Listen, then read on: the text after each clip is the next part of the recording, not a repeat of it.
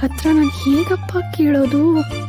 ನಮ್ಮಿಂದ ತುಂಬಾ ತೊಂದರೆ ಆಯ್ತು ಅನ್ಸುತ್ತೆ ನಿಮಗೆ. ಅಯ್ಯೋ ಹಾಗೇನಿಲ್ಲ. ಸರೋಜಾ, ನಮ್ಮೂರ್ ಜನ ಸತ್ಕಾರ ಮಾಡೋದು ಹೇಗೆ ಅಂತ ಹೇಳ್ಕೊಡ್ಬೇಕಾ ಅವರಿಗೆ? ಅದು ನಿಜ ಬಿಡಿ. ತೋಟದ ಮನೆ ರೆಡಿ ಇದೆ ಅಲ್ವಾ? ಅಂದ್ರೆ ನೀವು ಕೀ ಕೇಳಕ್ ಬಂದಿದ್ದ? ಹೌದು, ಅದಕ್ಕೆ ನಮ್ಮ ಮಗ ಆ ದಿನ ಇಲ್ಲಿ ಕಳಿಸಿದ್ದು. ನೀವು ನೋಡಿದ್ರೆ ಇಷ್ಟೆಲ್ಲ ಇಟ್ಟು ಸತ್ಕಾರ ಮಾಡ್ತಾ ಇದ್ದೀರಾ.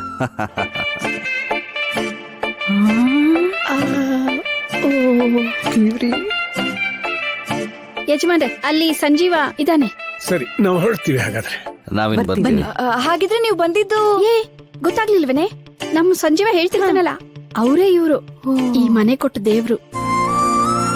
ಇವ್ರಿಲ್ಲ ಅಂದಿದ್ರೆ ಬೀದಿಲಿರ್ತಿದ್ವಿ. ಅವೆಲ್ಲ ಯಾಕೀಗ? ನೀವು ಸಂತೋಷವಾಗಿದ್ದೀರಿ ಅಲ್ವಾ? ಅಷ್ಟು ಸಾಕು. ಒಳ್ಳೇದಾಗ್ಲಮ್ಮ. ಚೆನ್ನಾಗಿರು ಮಗಳೇ. ಸರೋಜಾ, ನಡಿ. ಬರ್ತೀವಿ.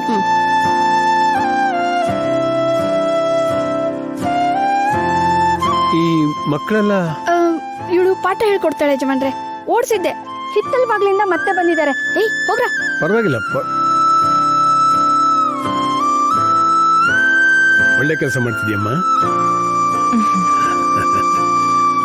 ಅದ್ಕೆ ನೀವು ಫೋಟೋಗಿಂತ ಇಲ್ಲೇ ನೋಡಕ್ ತುಂಬಾ ಚೆನ್ನಾಗಿದ್ದೀರಾ. ನಿಮ್ಮಿಬ್ರದ್ದು ಒಳ್ಳೆ ಜೋಡಿ.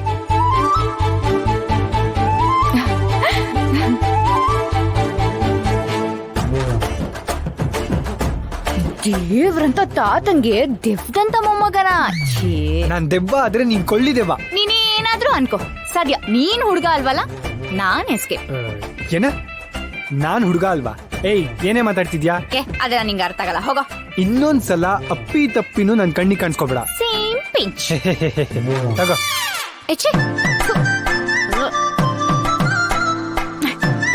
Thank you. ಅಬ್ಬಾ, ಇಷ್ಟೊಂದ್ ಗೊಂದಲದಲ್ಲೂ ಯಾವ ಎಡವಟ್ಟು ಆಗ್ಲಿಲ್ವಲ್ಲ. ಎಲ್ಲ ಇವನಿಂದಾನೇ ಆಗಿದ್ದು. ಸರಿ, ಇವಾಗ ಇದನ್ನೆಲ್ಲ ಎತ್ತಿಡಿ. ಯಾಕಮ್ಮ? ಯಾಕಂದ್ರೆ ನಿಜವಾದ ಗಂಡಿನ ಕಡೆಯವ್ರು ಬರ್ತಾರೆ, ಅದಕ್ಕೆ. ಮತ್ತೇನಾ?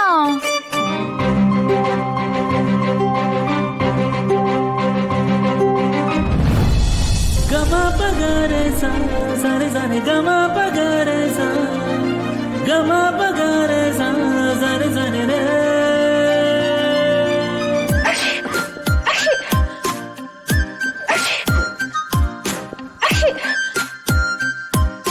ಸಾರಿ ಅಮ್ಮು, ಏನಾಯ್ತು? ಅದು ಹೂ ಅವ್ರ ಮೇಲೆ ಬಿತ್ತು, ಅದಕ್ಕೆ. ಇಡಿಯಟ್, ನೋಡ್ಕೊಂಡು ಕೆಲಸ ಮಾಡಕ್ಕಾಗಲ್ವಾ? ಅಲರ್ಜಿ ಇದೆ ಇವಳಿಗೆ. ಕ್ಲೀನ್ ಮಾಡು ಇದೆಲ್ಲ. ಅಲ್ಲ, ದಯವಿಟ್ಟು ಬೇಜಾರ್ ಮಾಡ್ಕೊಳಕ್ ಹೋಗ್ಬಿಡಿ. ನಾನು ಯಾರೋ ಬಂದ್ರಲ್ಲ ಅಂತ ತಿರುಗಿ ನೋಡಿದೆ, ಅಷ್ಟರಲ್ಲಿ ಕಾಲ್ ಸ್ಲಿಪ್ ಆಯ್ತು, ಬುಟ್ಟಿಲಿರೋ ಹೂ ಅವ್ರ ಮೇಲೆ ಬಿತ್ತು. ನಂಗೆ ಗೊತ್ತಿರಲಿಲ್ಲ.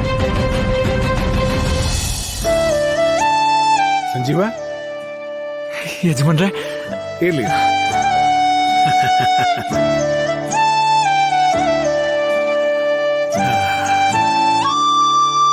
ಚೆನ್ನಾಗಿದ್ಯಾ? ಚೆನ್ನಾಗಿದ್ದೀನಿ ತಾತ. ನೋಡಿ ಕೆಲ್ಸದವ್ರನ್ನ, ಚೂರು ಸೆನ್ಸ್ ಇಲ್ಲ. ಅಮ್ಮು ಮೇಲೆ ಹೂ ಹಾಕಿದ್ದಾರೆ, ಅವಳಿಗೆ ಅಲರ್ಜಿ ಆಗಿದೆ. ನೋಡ್ತಿದ್ದ ಹಾಗೆ ಯಾವತ್ತೂ ನಿರ್ಧಾರಕ್ಕೆ ಬರಬಾರ್ದು.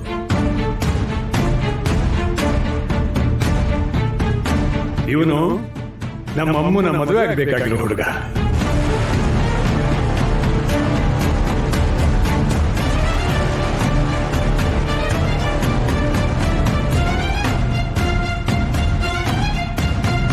ಏನೇ ಇದು, ಹಳ್ಳಿ ಹೈದಾನೆ ಹುಡುಕಿದ್ದಾರೆ. ನಾವ್ ಅನ್ಕೊಂಡಿಕ್ಕಿಂತ ಬೆಟರ್ ಆಗೇ ಇದೆ. ಒಳ್ಳೇದೇ ಆಯ್ತಲ್ಲೇ.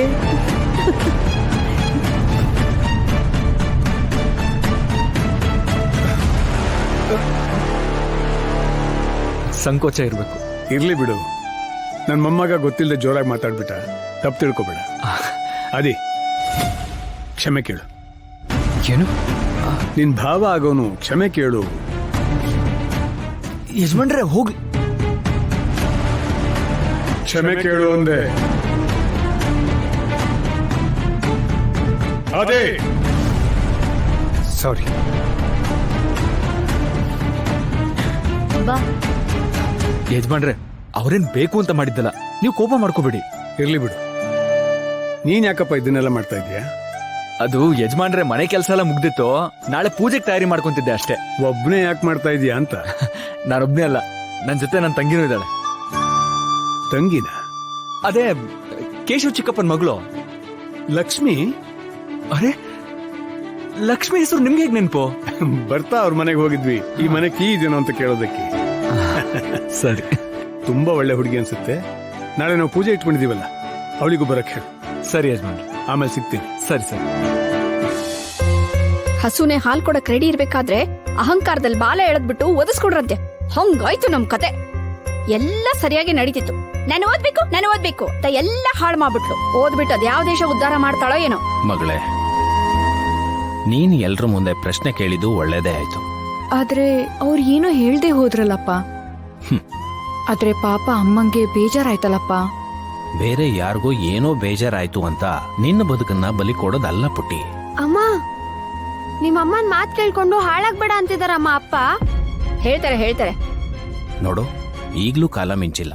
ನೀನ್ ಇದನ್ನೆಲ್ಲ ಒಪ್ಕೊಳ್ಳೋ ಅವಶ್ಯಕತೆನೂ ಇಲ್ಲ. ನಾನೆಲ್ಲ ನೋಡ್ಕೋತೀನಿ. ಏನ್ರಿ ನೋಡ್ಕೋತೀರಾ ನೀವು? ಅವಳಿಗೆ ಮದ್ವೆ ಬೇಡ ಅಂತ ಹೇಳ್ಕೊಡ್ತಿದ್ದೀರಾ? ನೋಡಿ, ನನ್ ಮನಸ್ಸು ನಾಲ್ಗೆ ಒಟ್ಟಿಗೆ ಕೆಲಸ ಮಾಡಲ್ಲ. ನನ್ ಕೋಪ ಬರ್ಸಿ ನನ್ ಬಾಯಿಗೆ ಕೆಲಸ ಕೊಡ್ಬೇಡಿ ನೀವು. ಲಕ್ಕಿ ಇದ್ದಾಳಾ? ಹಾ, ಇದ್ದಾಳೆ. Lucky, lucky. ಈ ಸಂಬಂಧ ಕುದ್ರೋವರೆಗೂ ಯಾರು ಯಾರಿಗೂ ಏನು ಹೇಳ್ಕೂಡ್ದು.